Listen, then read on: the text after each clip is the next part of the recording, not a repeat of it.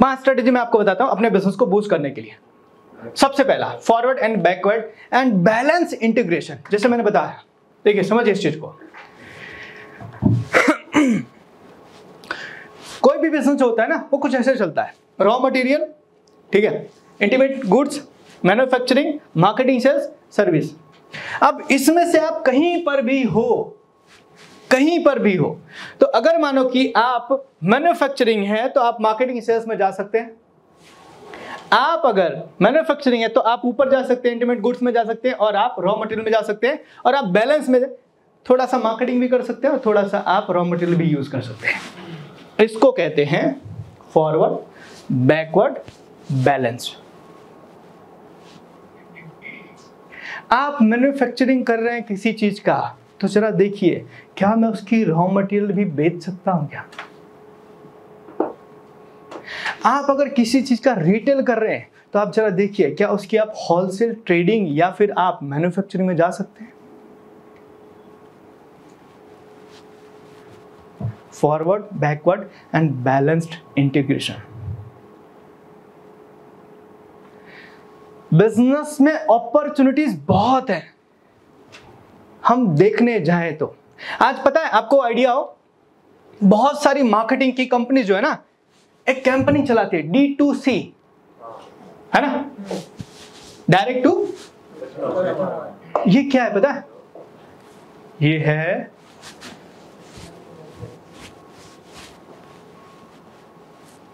Directly customer तक, बीच का कोई मार्जिन मुझे किसी को देना ही नहीं है। कस्टमर को भी सस्ता पड़ेगा और पूरा का पूरा मार्जिन मेरा। और आज हर कंपनी इस फील्ड में आ जा रही है। तो आप अपने बिजनेस के अंदर क्या चीजें इसमें से अप्लाई कर सकते हो, बैकवर्ड में, फॉरवर्ड में या बैलेंस में। आज बहुत सारी ऐसी कंपनियां हैं जो खुद की मैन्युफैक्चरिंग भी करती हैं, रिटेल स्टोर भी खुद का ही है, रिटेल स्टोर भी खुद का ही है। समझना, क्या मैं इनमें से कोई चीज कर सकता हूं मेरे बिजनेस के अंदर? तो पहली स्ट्रेटजी जो मैं आपको बता रहा हूं कि आपके बिजनेस को बूस्ट करने के लिए कि आप फॉरवर्ड, बैकवर्ड या बैलेंस इंटीग्रेशन में आप जा सकते हैं। दूसरा, फाइंड और डेवलप योर यूएसपी। यूएसपी मतलब यूनिक सेलिंग पॉइंट। आपके बिजनेस में या आपके प्रोडक्ट की कोई एक ऐसी चीज जो आपकी सबसे खास हो, कोई एक ऐसी चीज जो मार्केट में किसी के पास अवेलेबल ना हो। क्या हो सकता है? हो सकता है कि आपकी प्रोडक्ट ऐसी हो जो किसी के पास अवेलेबल ना हो, यूनिक प्रोडक्ट। हो सकता है आपकी प्राइस ऐसी हो जो कोई और नहीं दे सकता है। हो सकता है कि आपका प्लेस ऐसा हो जो किसी और के पास ना हो सकता है आपकी सर्विस इतनी बेहतर हो कि और किसी की ना हो, या हो सकता है आपका लोकेशन ऐसा हो। आप इन 5 में से कोई भी आप अपनी एक यूएसपी बना सकते हैं, कोई भी एक चीज। जैसे कि एज एग्जांपल मैं आपको बोलूं, ठंडा मतलब पेप्सी क्यों नहीं बोला आपने? That is USP. उन्होंने मार्केटिंग ही यही की है। ठंडा मतलब आपके जुबान पर से ठंडा मतलब कोई बोलेगा तो कोको कोला के अलावा कुछ निकलेगा ही नहीं। That is USP. इसी आपका मतलब क्या? आपको ढूंढना पड़ेगा कि मैं मेरी एक चीज को अपनी यूएसपी बनाऊं, ताकि जब इसकी बात आए ना तो मेरा ही नाम हो। अब इसमें आप 5 में से कोई भी चीज, या तो आपके पास ऐसी प्रोडक्ट हो, जैसे कि मैं यहां पर एक कंपनी की कंसल्टिंग कर रहा था आपके वराछा में, शायद आपने नाम सुना होगा, अनादि ज्वेलर्स, है ना। अब मैं उनको मिलने गया था तो उन्होंने एक चीज मेरे को बताई, बोले विशाल भाई मेरी प्रोडक्ट की जो डिजाइन है ना, आप पूरे सूरत में कहीं घूम लो, कहीं नहीं मिलेगी। मैं जो डिजाइन रखता हूं पूरे सूरत में आपको कहीं नहीं मिलेगी। मैं चैलेंज के साथ बोलता हूं, दैट इज हिज यूएसपी। और अगर सिर्फ वो बताना शुरू करे ना सूरत का सबसे अनोखा डिजाइन, खाली इस चीज की मार्केटिंग करना शुरू करे ना, जितने लोगों को डिजाइन में इंटरेस्ट है ना, वो सारी पब्लिक उधर जाएगी।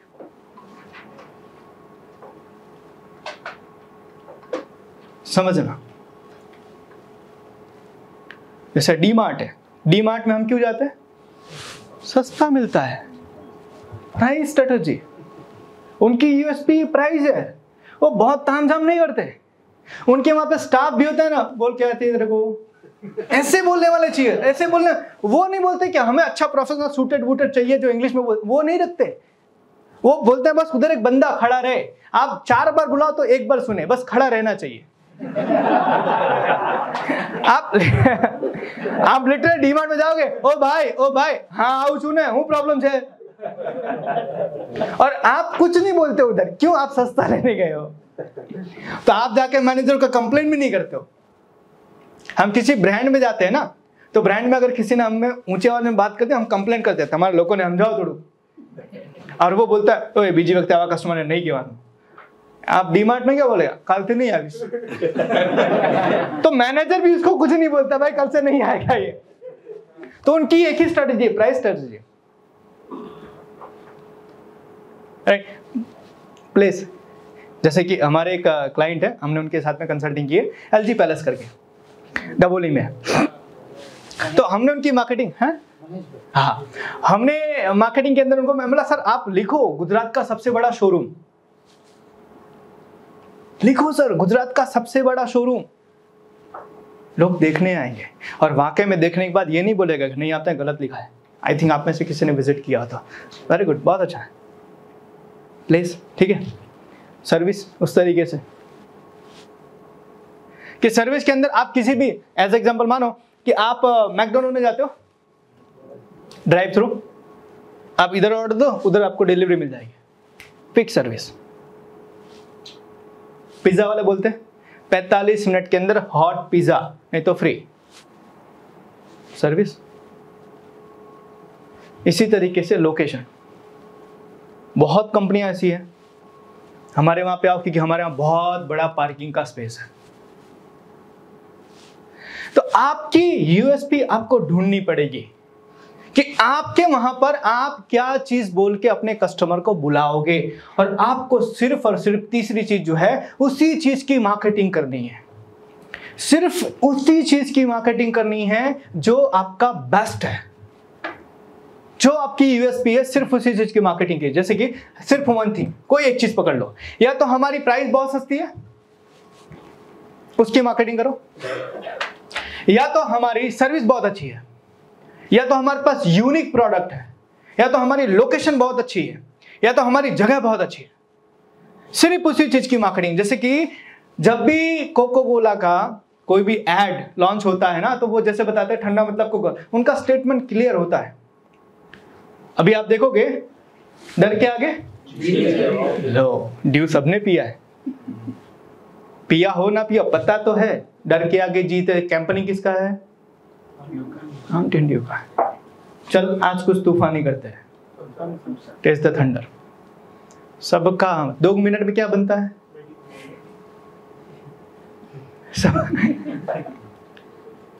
अपनी यूएसपी की मार्केटिंग, सिर्फ उसी चीज को हाईलाइट करो जो आपकी बेस्ट है, और उसके लिए आप एक चीज और यूज कर सकते हो, and that is guerrilla marketing. Idea? Guerrilla marketing. Guerrilla marketing का सिंपल सा मतलब मैं आपको बताता हूं। गुरिल्ला मार्केटिंग मतलब कि अपना ध्यान या कस्टमर का ध्यान अट्रैक्ट करने के लिए ऐसी हरकतें करना जिससे सामने वाला बंदा आपके ऊपर ध्यान दे। जैसे कैसे, हमारी ऑफिस के बाहर एक बड़ा सा बोर्ड लगा था, बड़ा सा बोर्ड लगा था, वो लोगो लगाया था किसी कंपनी का, लोगो उल्टा लगा दिया था, लोगो उल्टा लगा दिया। जितने लोग खड़े होकर देखो यार उल्टा लगाया, लगता है जो होर्डिंग वाला उसने गलती कर दी। तो ऑनर को फोन करके बोलते हैं वो आपकी जो एड लगी है ना उल्टी लगी है। बोला इसीलिए लगाया था कि तुम देखो। That is guerrilla marketing. हमारे ऑफिस के सामने एक बंदा पिछले दो साल पहले गर्मी में एक बड़ा सा बोर्डिंग लाया, उधर छोटा सा लिख दिया चालो ત્યાં જઈએ। 1 महीना तक देखे, फिर दूसरा महीने चला मम्मी पापा दादा दादी चालो ત્યાં જઈએ। दूसरा महीने देखा मम्मी पापा दादा दादी चाचा चाची चालो ત્યાં જઈએ। अब तो कंटाल गए, अब क्या है। फिर चौथे महीने लॉन्च हुआ मम्मी पापा दादा दादी चाचा चाची चालो छप दीजिए। Content marketing, guerrilla marketing. इसी को अपनी चीजों को अपनी चीजों को अट्रैक्ट करने के लिए आप जो एक्टिविटी करते हो दैट इज गुरिल्ला मार्केटिंग। तो आप वो कर सकते हो। एंड उसके बाद सबसे मोस्ट इंपॉर्टेंट है वो डिजिटल मार्केटिंग, बेस्ट ऑप्शन है।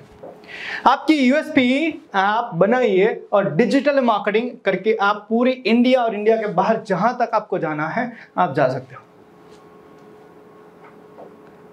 बेस्ट ऑप्शन, किसी एजेंसी को हायर कर लीजिए या तो अपने वहां पर खुद इन हाउस बिल्ड कर लीजिए और आप अपने बिजनेस की ये मार्केटिंग कीजिए।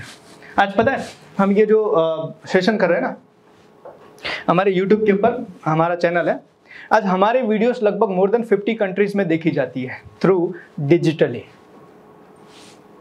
तो आपके पास बहुत अच्छी चीज है, लेकिन आप किसी को दिखाओगे ही नहीं तो आपका बिजनेस बढ़ेगा कैसा? आप दिखाओगे ही नहीं तो आपका बिजनेस बढ़ेगा कैसे? आप बातें नहीं करोगे अपने बिजनेस के बारे में तो लोग जानेंगे कैसे? आपका बिजनेस ना बढ़ने की दो वजह सबसे बड़ी है। पहली चीज, या तो आपके पास अच्छी प्रोडक्ट नहीं है, या तो आपके पास अच्छी प्रोडक्ट या सर्विस नहीं है, या तो आपके पास अच्छी प्रोडक्ट सर्विस है लेकिन लोगों को पता नहीं है, या तो आपके पास अच्छी चीज नहीं है, या तो अच्छी चीज है लेकिन लोगों को आपने बताया ही नहीं। तो आपका बिजनेस होगा कैसे? आपको कस्टमर मिलेंगे कैसे? तो आप मार्केटिंग करो। कहते हैं अगर आपकी प्रोडक्ट है ना थोड़ी बहुत एवरेज भी है ना, मार्केटिंग अच्छा रहेगी ना तो अच्छे तरीके से आपका बिजनेस ग्रो हो जाएगा। तो मार्केटिंग का सपोर्ट लीजिए और आप उसी चीज की मार्केटिंग कीजिए जो आपकी यूएसपी है, कोई एक चीज भी। And the fourth one is develop your CRM.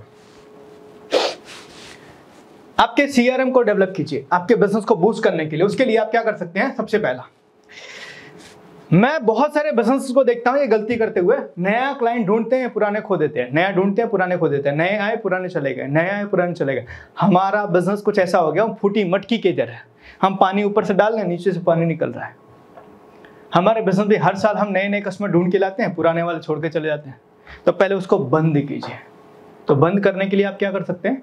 आप सीआरएम डेवलप कीजिए। पुराना कस्टमर आपको छोड़कर ना जाए उसके लिए सिस्टम बनाइए, और उसका सिस्टम मैं आपको बताता हूं। पहली चीज, डेटा कलेक्ट कीजिए।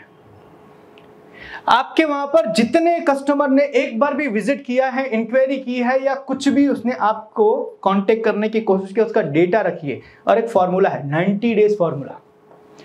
90 दिन के बाद में आप उसको कॉल और मैसेज कीजिए। एवरी 90 डेज में आपका कॉल और मैसेज उसको जाना चाहिए, क्योंकि 90 दिन के बाद एक साइंटिफिक रिसर्च के हिसाब से इंसान की मनस्थिति और परिस्थिति दोनों बदलती है। आज जिसने मना किया है 90 दिन के बाद अगर आप कांटेक्ट करोगे तो चांसेस है कि वो आपको हाँ बोल देगा। आपके कस्टमर को उस गर्लफ्रेंड की तरह ट्रीट कीजिए जिससे शादी करनी है और आप फॉलो कर रहे हो। एक बार मना करती है छोड़ देते हो? देखा, जितने लेवल से सबका बाहर आया है ना। हम तब तक फॉलो करते हैं या तो जब तक वो दूसरे शादी ना कर ले, या तो जब तक अपने उससे शादी ना कर ले। कस्टमर सेम, आपको हर 90 दिन के अंदर आपको उसको टच करना है। एवरी 90 डेज के अंदर आप सीआरएम बिल्ड कीजिए। आपका पुराना क्लाइंट आपको छोड़कर ना जाए, क्योंकि पुराना क्लाइंट अगर आपके वहां रुकेगा तो ही आपका बिजनेस ग्रो होगा। देन फीडबैक, मोस्ट इंपॉर्टेंट चीज, आपके कस्टमर से फीडबैक लीजिए। बातें कीजिए कि हम अपने प्रोडक्ट के अंदर, हम अपनी सर्विस में क्या नया डेवलपमेंट कर सकते हैं, क्या नई चीजें कर सकते हैं जिससे हमारे बिजनेस को हम और बेहतर बना सके। फीडबैक बहुत जरूरी है। हम बहुत सारी कंपनी की कंसल्टिंग करते हैं ना, तो हम उनके कस्टमर से बात करते हैं। पता है आपके कस्टमर आपको लिटरली गालियां देते हैं, लिटरली गालियां देते हैं। हम एक कंपनी की कंसल्टिंग कर रहे थे, उनसे पूछा कि सर आपके पास डेटा? बोले हाँ सर। कितना? 22,000 डेटा। क्या करते हैं? सर कुछ नहीं, पड़ा हुआ है। बोला सर एक काम करो, एक सिस्टम बनाते हैं। दिन में आप कम से कम 20 लोगों को फोन करके ये बोलिए सर हमारे वहां कुछ नया कलेक्शन आया है, आप एक बार देखने के लिए विजिट कीजिए। कर सकते? बोला डन। करना शुरू किया। नेक्स्ट हफ्ते हम उनको मिलने गए, नेक्स्ट वीक। मैंने बोला सर वो डेटा का क्या हुआ? बोला सर हमने किया और मेरे को सर बहुत शॉकिंग वाली चीज़ पता चली। देखिए, बोले कुछ कस्टमर ने क्या बोला पता है? हम आपके वहाँ इसीलिए नहीं आते क्योंकि हमें लगा कि आपका दुकान बंद हो गया। बोले साहब તમે મને આજે યાદ કર્યું કેમ ધંધો ઓછો થઈ ગયો? અમારી જરૂરત પડી સાહેબ. સાહેબ તમે તો મોટા માણસ થઈ ગયા છો, અમને ક્યાંથી યાદ કરશો? ऐसे ऐसे शब्द बोले उनको कि आपके वहां नहीं आते, उसके क्या कारण? आपके कस्टमर आपको छोड़कर जाते हैं क्योंकि आप उनसे बात नहीं करते हो. हम पता है अपने कस्टमर को 2 ही टाइम के लिए फोन करते हैं. पहला नया सेल करना हो, पुराना पैसा उघरानी करना हो. और एक जो सबसे ज्यादा इंटरेस्टिंग बात है ना, आपके कस्टमर को भी पता है कि इसका फोन आया है ना तो 2 ही कारण के लिए आया होगा. या तो पुराना पैसा मांगेगा या तो नया सेल करने जाएगा, तो वो भी नहीं उठाता. ना भाई वो नहीं उठाड़ी. बिल्ड करो बॉस, कस्टमर से फीडबैक लो. कस्टमर के साथ जितना ज्यादा आप एंगेज होकर रहोगे ना, आपके बिजनेस को ग्रो करने में उतनी मजा आएगा. तीसरा कॉम्पिटिशन एनालिसिस. बस गादी गरम करवाથી કંઈક ના થાય, માર્કેટમાં જવું પડશે. दिन भर ऑफिस में बैठ के कुछ नहीं मिलेगा, फील्ड में जाना पड़ेगा, मिलना पड़ेगा कस्टमर्स को, जानना पड़ेगा कि उनकी प्रॉब्लम क्या है, उनकी नई रिक्वायरमेंट को समझना पड़ेगा, एनालिसिस करना पड़ेगा. हम लोग सोशल मीडिया के ऊपर ये जानते हैं. अच्छा चलो मैं आपसे पूछूं, प्रियंका चोपड़ा की किसके साथ शादी हुई? ओह पता है सर, क्या बात है सर. पिछले साल हमारी इंडस्ट्री में ग्रोथ कितना था? वो नहीं सर, अदरवाइज होते ना इट्स जैसे क्या बात. हमें वो सारी चीज पता है जिसकी जरूरत हमें नहीं है, लेकिन हमें वो कुछ नहीं पता जिसकी जरूरत हमें.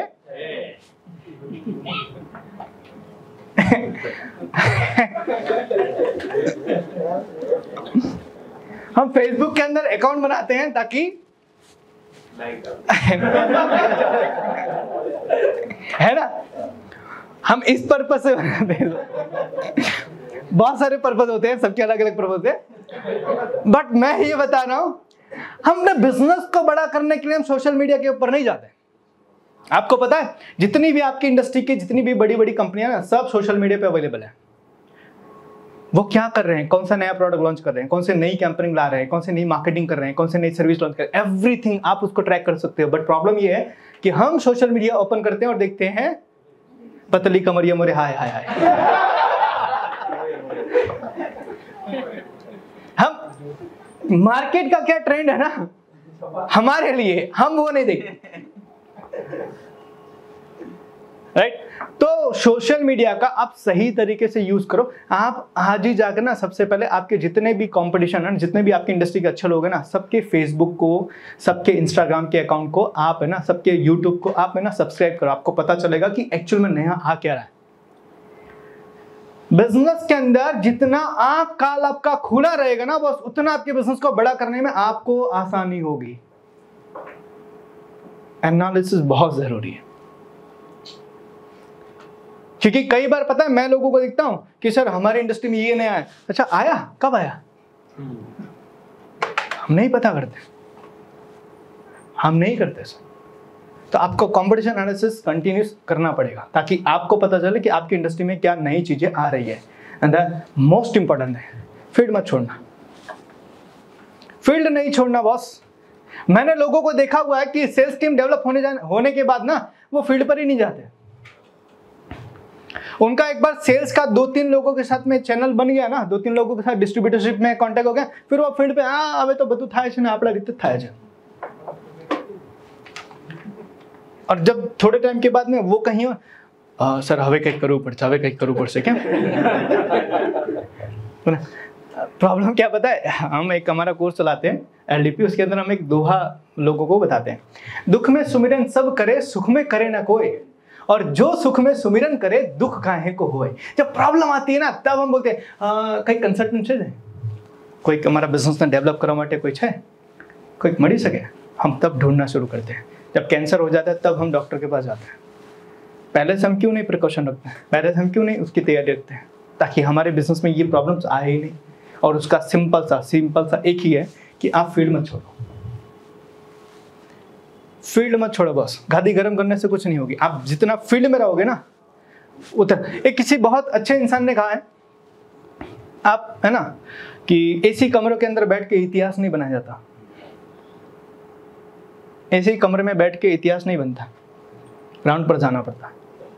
मतलब यही है कि हम अपने बिजनेस के अंदर टॉप पर जाना चाहते हैं ना, तो हमें फील्ड पे जाना पड़ेगा, लगातार कस्टमर से टच में रहना पड़ेगा, क्या चल रहा है मार्केट में उसका हमें ध्यान होना चाहिए, उसका नॉलेज होना चाहिए। तो आप ये चीज़ें कर सकते हैं अपने CRM को बिल्ड करने के लिए। तो चौथी स्ट्रेटजी है आपके बिजनेस को डेवलप करने के लिए CRM कीजिए। पांचवा, ready with your next move. आपको पता है अधिकतर लोग अपने बिजनेस में ग्रो नहीं करते, उसके पीछे के एक और मैं कारण आपको बताता हूं। अभी एज एग्जांपल मानो कि अभी 3:45 होने को है, 4 बजे हमारी मीटिंग सपोज खत्म होती है। अच्छा, कितने लोगों को पता है 4 बजे के बाद आप क्या करने वाले हो? रिटर्न में लिखा हुआ है। हाँ, वेरी गुड, बढ़िया। जिनका लिखा हुआ है ना वो इधर रुकेंगे नहीं, तुरंत निकल जाएंगे। जिनका लिखा नहीं, ओहो चलो आज कई नाश्तो बस प्लानिंग है।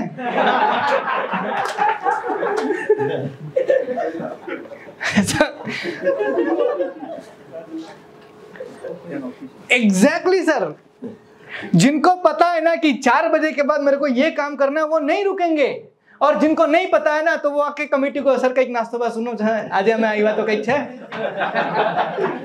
कई चाय पानी तो कराओ।